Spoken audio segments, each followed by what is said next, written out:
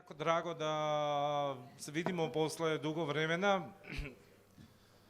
i pa ne znam, mogu da kažem da mi je drago da ću prvi put, bio sam par puta na Kontaktu, ali sada prvi put idemo na engleski jer je Kontakt ekipa rešila da bude malo internacionalnije. Ovo je za mene bilo regionalna konferencija, a kad smo pričali engleski idemo gore kod kolege Matijaža Mančeka na Ment, ali evo ga i Kontakt ekipa rešila malo na engleski, tako da idemo danas na engleski.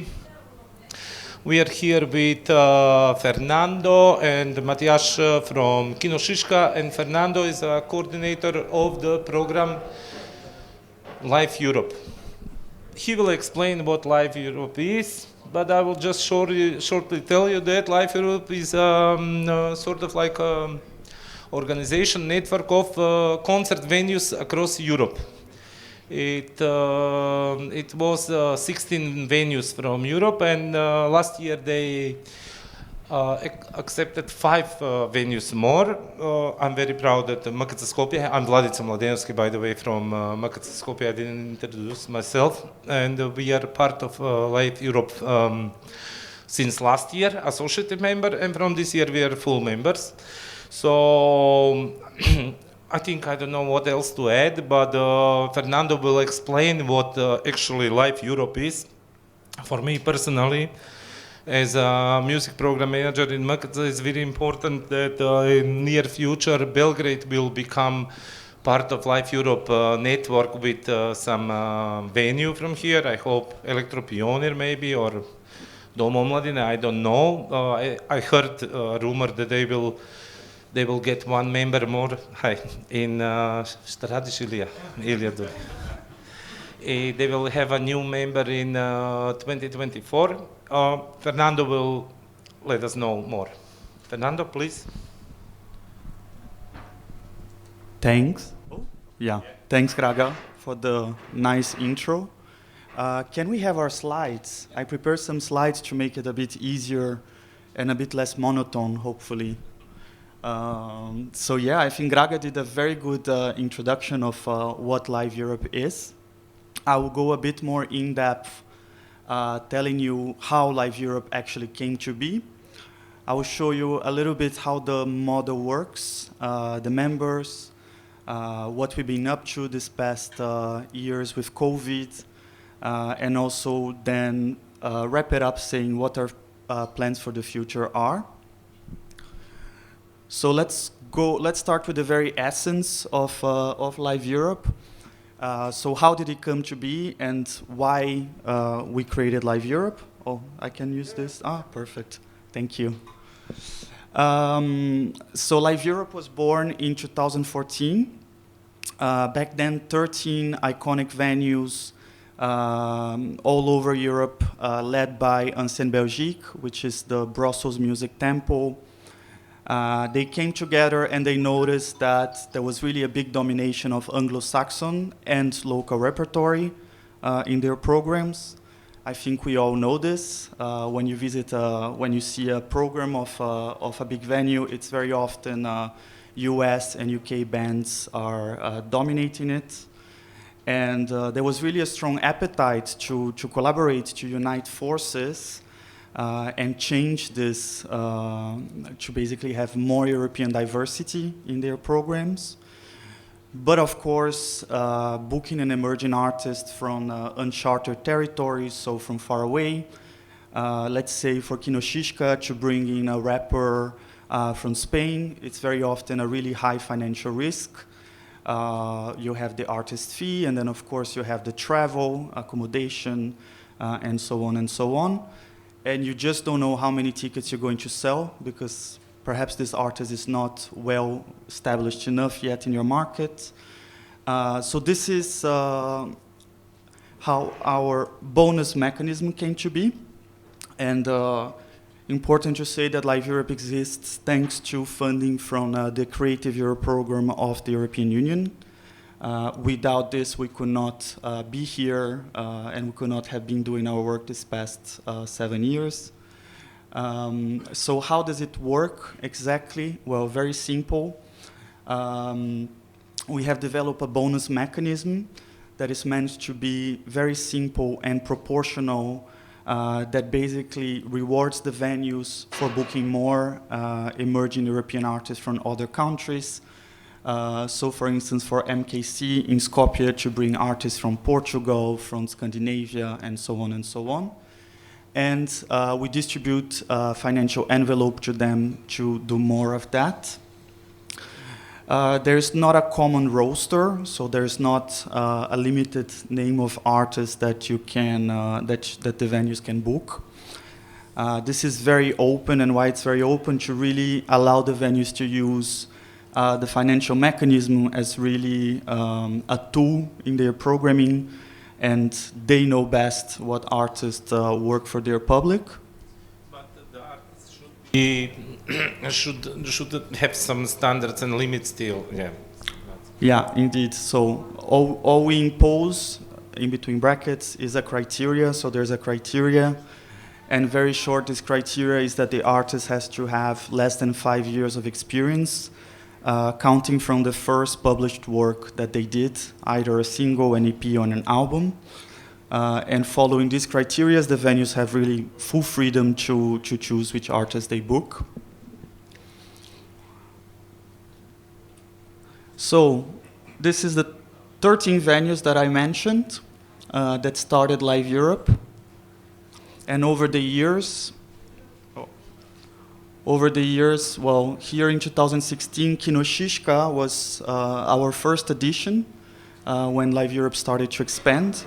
Actually, Matthias here has, I just said that he's really a Live Europe veteran, because I'm only there for 2 years and a half now, and Matthias has been there for 6 years now. As you can see, math is not really my biggest knowledge. And then this growth has continued, and until 2019 we had 16 venues. And then last year we were super glad to open a call to add 5 new associate members, and starting from January this year, these associate members have become full members. So we have here Moshavara with us, MKC, and some other venues that are not here in Greece.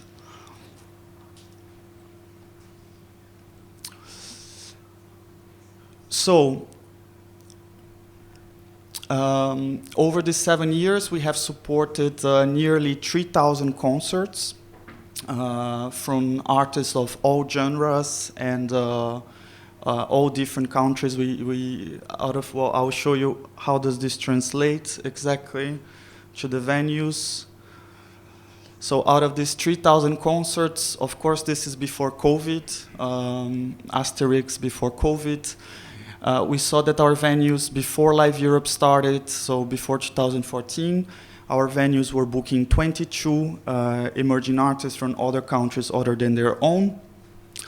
And this number went up to 36 in the last season pre-COVID, which represents a 60% increase in the average number of artists that the venues have been booking. So we see that the model really works, and we want to continue expanding the network to allow even more venues and more artists to tour throughout Europe. But I will save this for later.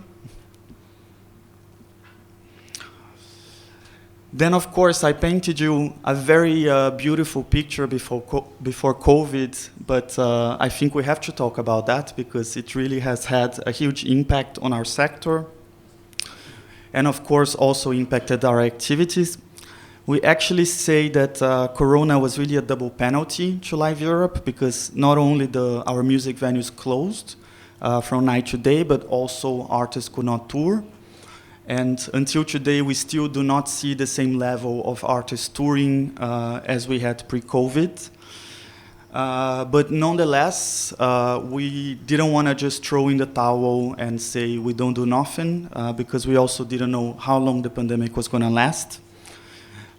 So we have started to adapt our activities.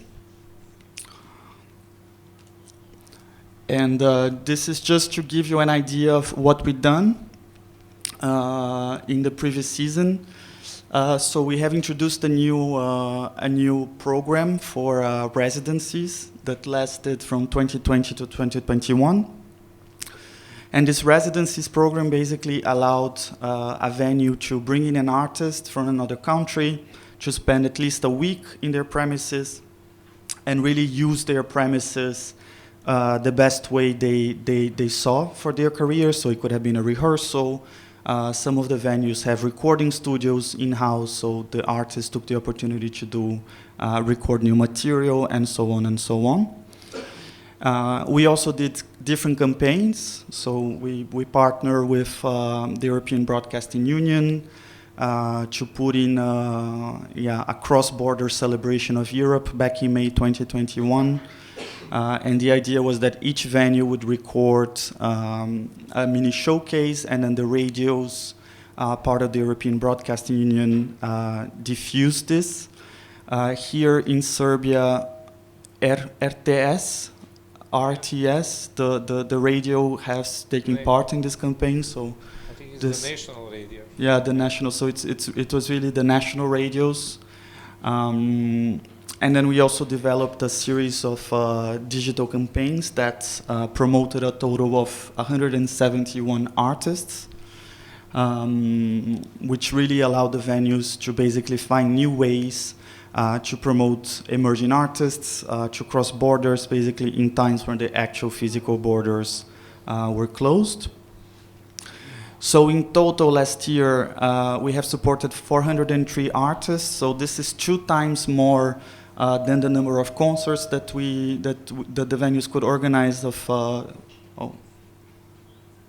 Sorry, I see my Microsoft Teams is not leaving me alone. So we see that these activities actually really had an impact and really allowed us to continue fulfilling our mission, but of course without our main activity, which was not explored to its fullest. So this is some pictures from our encounters. So besides all these numbers and all these activities that we do, there is of course a very strong human aspect of the network. It's really a close-knit network that really allows the venues to come together 3 times a year at least in real life, or well, this past 2 years we had to move online, but well, hopefully we're back in May. We're gonna all see each other again. And it really allows for some spontaneous partnerships to emerge from this. So even if there's not a common roster for artists that can tour with us, the venues do talk to each other, they exchange tips, they tell each other what acts are trending right now and are export ready and could work with their programming. And I think during COVID in particular, it was a really great source of strength for everyone to be able to communicate to each other and see that we were all in shit together and we could really discuss. But I think this is something that you should ask Matthias afterwards, how the platform helped him keep his mental health and go on with his with his work. So now some good news, some more very good news actually, is that our funding for the next 3 years has just been confirmed. So Live Europe can continue our activities for the next 3 years with an increased grant. So we started out with 500,000 euros and now we're gonna have a 40% increase. This is like fresh news that have not been published online yet because we're still signing our grant, but nonetheless, I wanted to share it with you guys.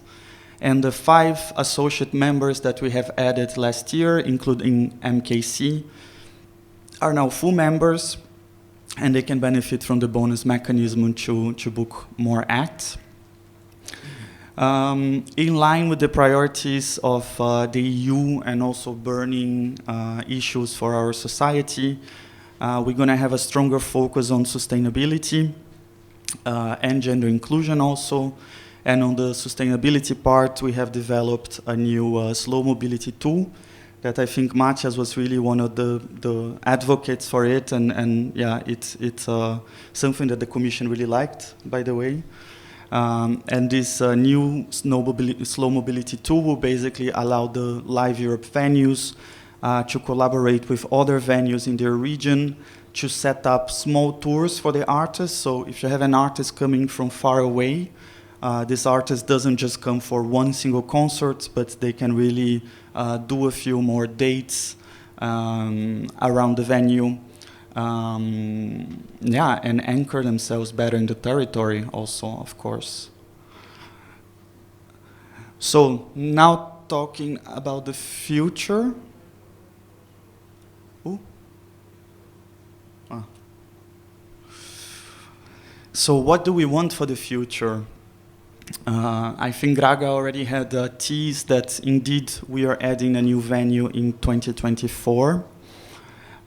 Basically, as you have seen in these graphs that I showed, one of the priorities of the platform was really to grow as much as possible and to add more venues and basically increase our impact and our results.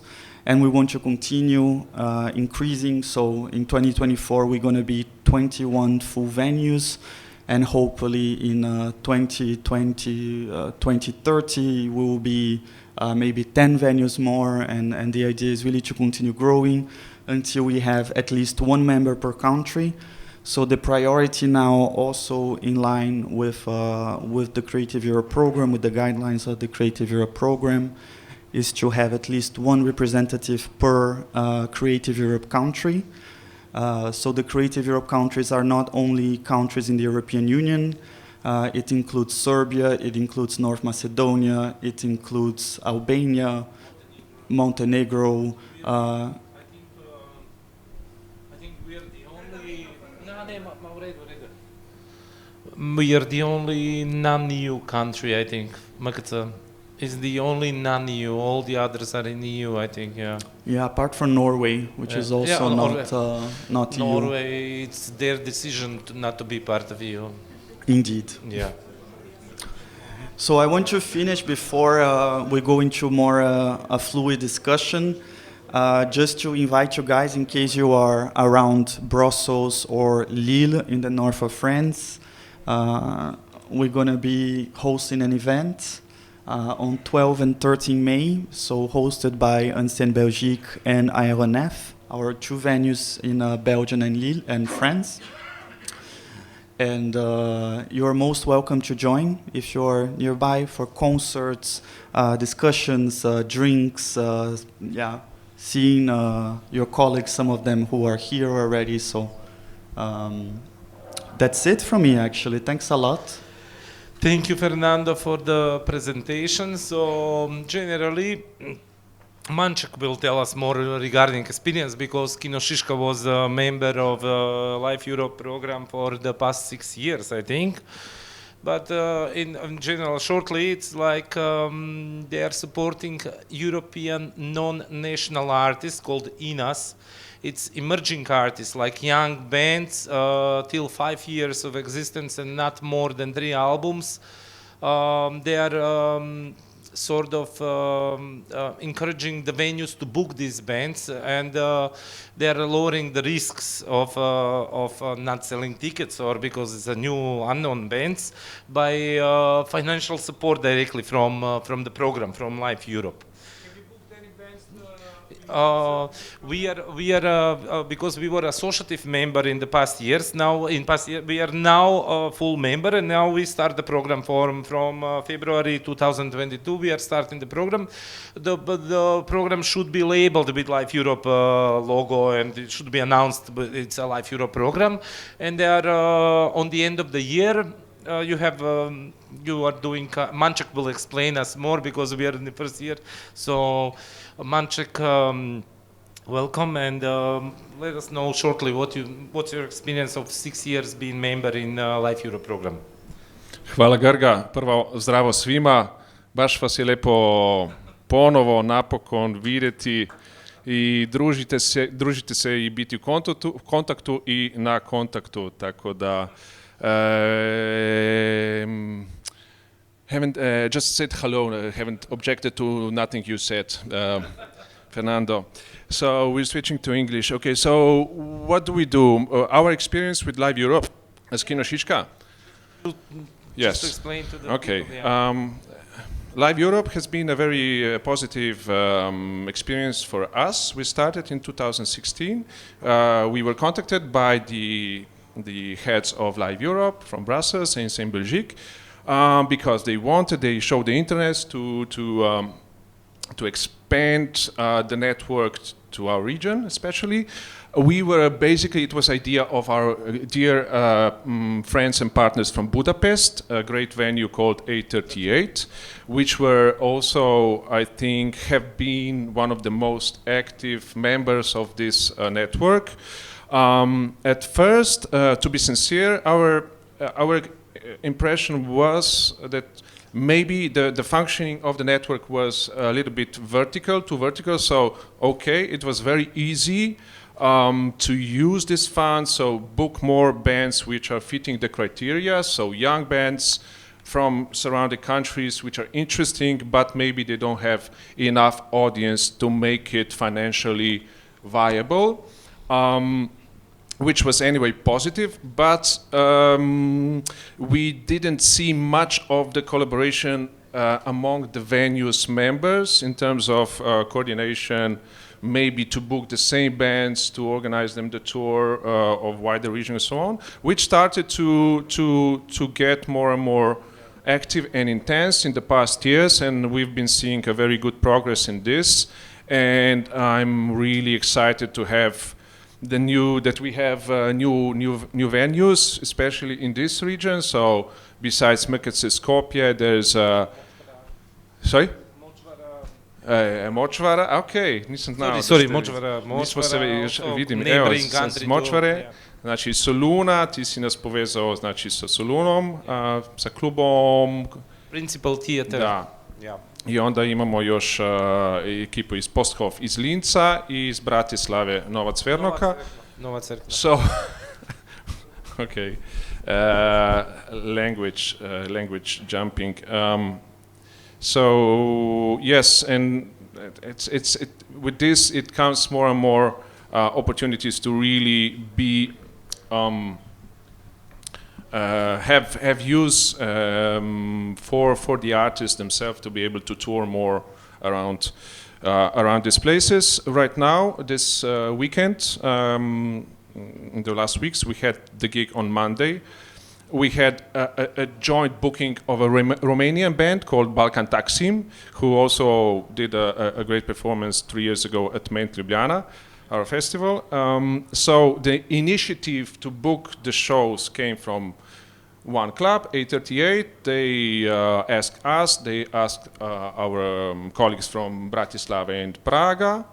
They asked me to do this, and yeah. with this coordination and with these additional funds, we made this happen, which would probably not be able or would be much more difficult to coordinate. So, from this perspective, this works really well, and we think it's gonna. And with this, there's a lot of potential also to.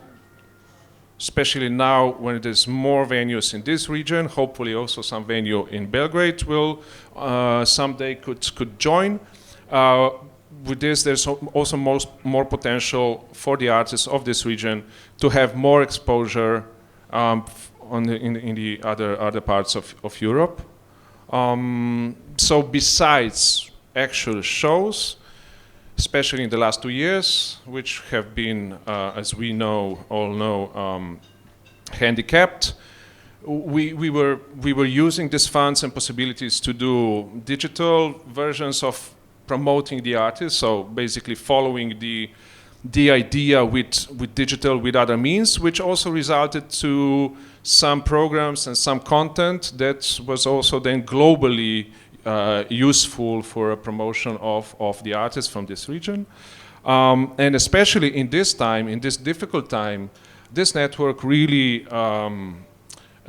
showed to be really helpful for circulation of information, what's going on in other places. So we were in quite constant discussion, exchange of information, what's going on in Denmark, in Budapest, in France.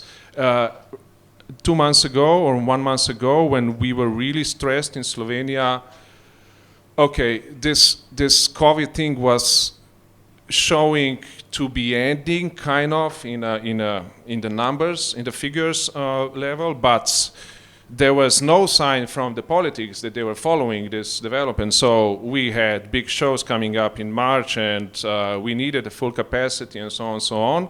So we started to think how to press the decision makers to start to think about opening up. And we asked our partners around the network to show us the actual, at that time, situation. What's the regime of opening up? And with this comparison from all this data, on this information that we gathered, we managed to get a widespread support of cultural institutions in Slovenia to press the government and the media to speed up the opening up, which we think it added to the actually opening up quite surprisingly early in our case. Any more questions? I want just one more actually regarding this slow mobility tool that Fernando was talking. That's a quite interesting thing because even now with the Life Europe program, you can book a band and you can do a show and you can support some club which is not Life Europe member, as far as I understand it, and you know it better, so maybe you can explain. We have a band from Slovenia traveling to Močvara, then they play in Elektropionir, and then in Skopje or in Thessaloniki. And for non-Life European member Elektropionir, let's say, we have some fund and support for, yeah. Yes, this is the idea that we started to discuss and actually develop now in the new, how do you say, the new period of the grant and so on. So this mechanism that allows us to how to say, to enhance the possibility to really organize more dates in the region. So besides having the funds as member venue to bring a certain band from abroad to play one gig, we have possibility also to have a little bit more funds to cover the fee of the band for another 1, 2, 3 shows around the region, not necessarily in the same country. We are, for example, we are doing the first show, this kind of satellite show now in May. So we are having in Kino Šiška Austrian act, Gazelle and the Bear, and the day before actually we organized with Trieste, so our partner venue in Trieste, which is not a member of this platform. But with this mechanism, we are now being able to provide the band and that venue with the program and the band with the possibility to play another show in the region. So it's a bit more complicated. It's a bit more programming, combining to work to do, but it's opening up great possibility, especially for our venues which are closed in the region, and we can really combine some more tours with more dates. Yeah, totally. That's totally interesting for us too. Yeah. So generally, that's it. I think, Manček, I don't know what you want to add something more. Like, I think we are done with the program. I think we explained the whole program of Life Europe. And the thing is that it's these bonuses that we are receiving as the venues, it's like up to 50 per year. It's not more than 50, as I know. Yeah, and it's like from 5 from each country. You cannot. Let's say you're not getting bonuses for more than 5 artists from one country. Am I correct, Fernando, with this? Yeah. Yes, this is made in order to prevent that we would book just Croatian band and then like 30 Croatian bands because it's easier and blah blah. Yeah, totally. So I think we are all set with this. Maybe you have any questions and yeah. Yeah. Who can apply to be a member? How? And what's the criteria? Fernando. You want? Yeah. How can you apply? Well, we open calls. There is a venue, yeah. Okay, so as a venue, we have open calls when there's a spot. So, for instance, in 2024, we will be opening another call. Well, MKC was added via a call last year that received, I think, more than 30 applications, and we could only select 5. So in 2024, there will likely be another call like this. And then the venues there's a certain criteria, so we look at the number of artists that they already do. And then, of course, there's also structural criteria there. So there is a minimum, it has to be a venue with a minimum of 150 capacity. They need to have good infrastructure. Major cities generally. In good, attractive areas for touring for the artists. What else can I add? And they really need to, want to collaborate with other venues and to also book more artists, basically, to bring more European diversity to their stages.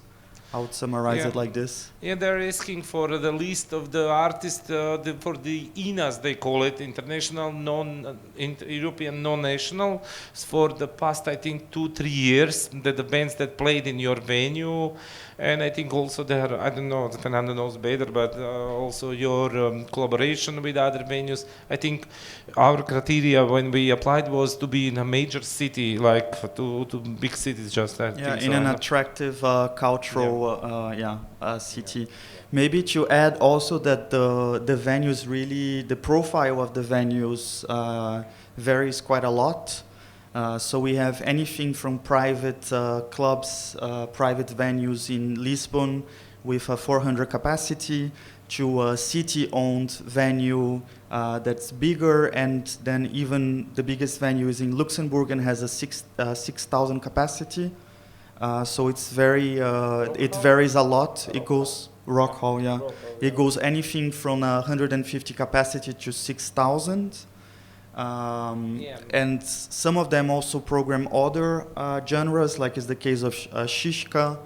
But for instance, if they program theater, dance, cinema, and other stuff, well, music still has to be a major part of the programming. Yeah, also in Makica we are doing also film festival, but the music was like what it counts, and it has to be a major part of the venue. Ilya. Has any venue from Serbia applied so far to be a member? I believe not. Actually, there were no applicants from Serbia in the last call, if I'm not mistaken. You were also in the steering committee back then. There were no. Yeah, I'm 90% sure there were no applicants. So if someone applies, what do you think of the chances when this venue can become part of your network, like in a year or 2 or 3? They will open a call in 2024, next call, and I think then in 2000 when they open the call, I guess, yeah. Yeah, basically there is a budget because adding a venue also requires more subsidy. That's basically it. And if we have more subsidy, we can add more venues. That's the overall criteria. Right now, under the current Creative Europe application, we have budgets to add 1 more venue in 2024. But we hope that in the long term, this budget will continue to grow because Live Europe is today really recognized as one of the success stories of the Creative Europe program. So we see that we have this recognition from the European Commission that the platform really works.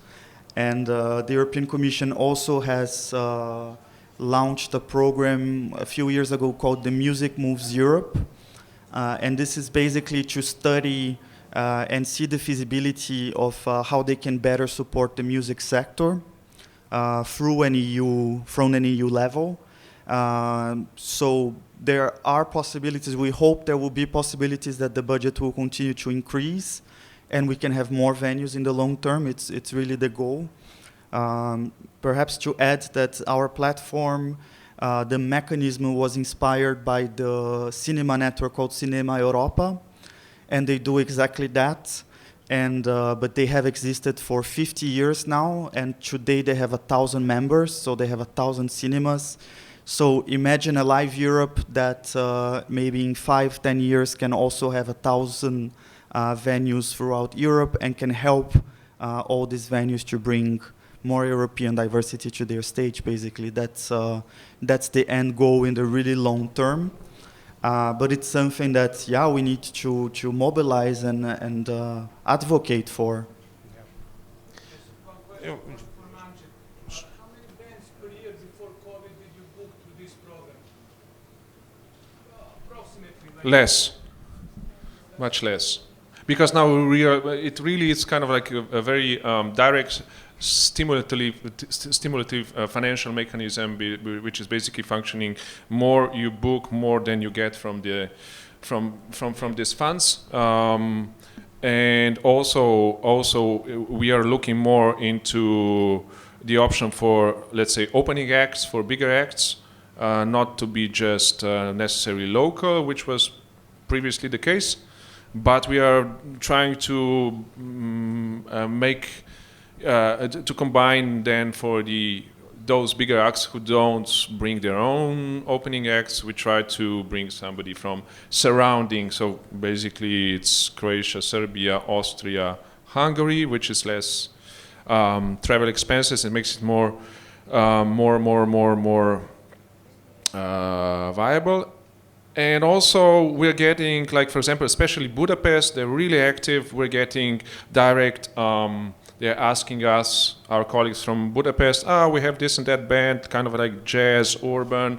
Do you have something for us to propose? We would like to, put them on the bill, on the program together with this band.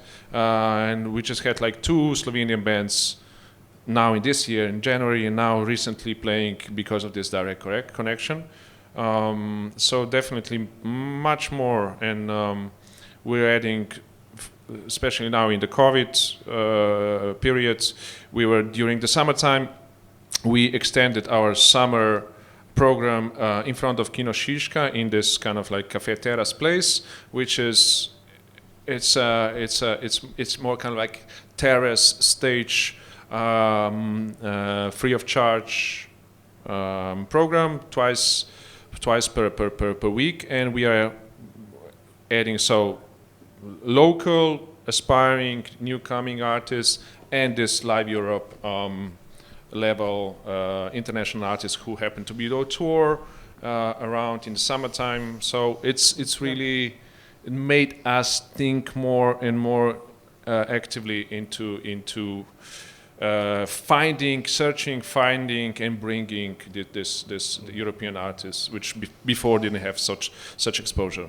Also, as a programmers, it encourages you. You know that this band is good, but you don't know how many people know it, and like it's easier for you to book it. Because you are covered. So does the band have to be from one of the countries that is part of Live Europe? No. It can be from Europe, from whole Europe. The band is no matter if it's part of Live Europe or it's in the European Union. I think just not from UK or UK too. I don't know. That Actually, also UK. Yeah, we use the definition of the European Council of Europe. Sorry, and this encompasses, I think, 46 nationalities. Yes. So it goes all the way from Portugal to Azerbaijan, even. So it's even takes a part of Central Asia. Well. Sorry, is there minimum acts or bands that you have to book annually as a part? Yes, 15. 15 minimum. Yes, Fernando? Yeah, it's a minimum of 15 bands to be able to access the funding mechanism, and we can support up to 50 acts per venue per year. Per venue, yes. Per venue, yeah. Before with 16 venues, we're supporting, I think, around 500 acts per season. Well, this number will increase now that we are 20. So let's see what COVID allows us to do. One more question for Maciek. You don't have to tell us the exact numbers, but how much of the cost of the band does Live Europe cover? Like 50% of the cost or all the costs? Let's say generally, all depends how you structure your event, of course, but we are looking into that this would cover a whole or a greater part of the fee. Of the fee. So we have to figure out, it must be a band that has a potential audience that can bring some people, so it's not covered completely. So we get like around 800 for event, and then yes, we're trying to make like this work. So the fee is there around. Accommodation, you have costs more. Yes. Yeah. Any other questions? No, Fernando, maybe you want to add something for the end, or Maciek, I don't know, like. I think I would advise you, if you have any other questions, to just look for us over a beer, and then we just continue through there. A beer is fine. You can check, they have a website, lifeeurope.eu. There is all activities. They are really like doing a lot of efforts and stuff for the Europe Day in May. We have, as members, we have once per year a meeting. Now we got from three times a year. Three times a year. Sorry, 3 times a year. No, because it was COVID and it was online. I don't calculate them really. No. I was like, we are going to Brussels, and now we go to Brussels now, and also we got some benefits. We got per venue 2 golden tickets per Primavera. We got some benefits from the network as a venues. Like they're treating us good. I don't know. Yeah. Yeah, I think also to mention that Live Europe really awards a quality label to the venue, so it really brings this extra recognition to them. We know an example, for instance, of our venue in Stockholm, the Baser, that after they became a member of Live Europe, they really all of a sudden had a lot more. It was a lot easier for them to talk to their municipality, so to policymakers. And all of a sudden, the policymakers was like, "Oh yes, they are part of this European platform." And I know that they were also at some point at risk of being evicted because they were making too much noise, or there was some sort of state development greed that wanted to build a tower in their venue. And according to Mika, I don't want to put words in his mouth, but I already heard him saying that. That it really has helped to convince the policymakers that their venue is important and is doing important work, not only for the city but also on a European level. Same here, also in Skopje. We are like, when we become part of a Live Europe Days, the authorities and stuff, the ministry, the city, they see us like differently. I don't know how it is in Slovenia. You had Skopje mayor at the presentation of this chef, so it's like quite, because we are, we were like the only venue that are non-EU, and we are, I don't know, fucking in the middle of nowhere. In Europe, while Skopje not yet. Leading the way. I loved this article that I think the public broadcasting channel published. That I think the title was something. North Macedonia is now part of the EU. No. It was Muzičkog is part of the EU. Ah, okay. Yeah, no. The Google Translate then was a bit off. Yeah, differently. So I think we are okay for now. I don't know. We are okay, guys. You're okay. We can go now, have a beer, I don't know, we follow the program. Tonight we have some shows around. Stefan is playing music. I don't know which club, where in Dim, and see you around these 3 days in Belgrade. It's a beautiful weather, so we hang out, yeah? Thank you all for coming. Hvala vam puno.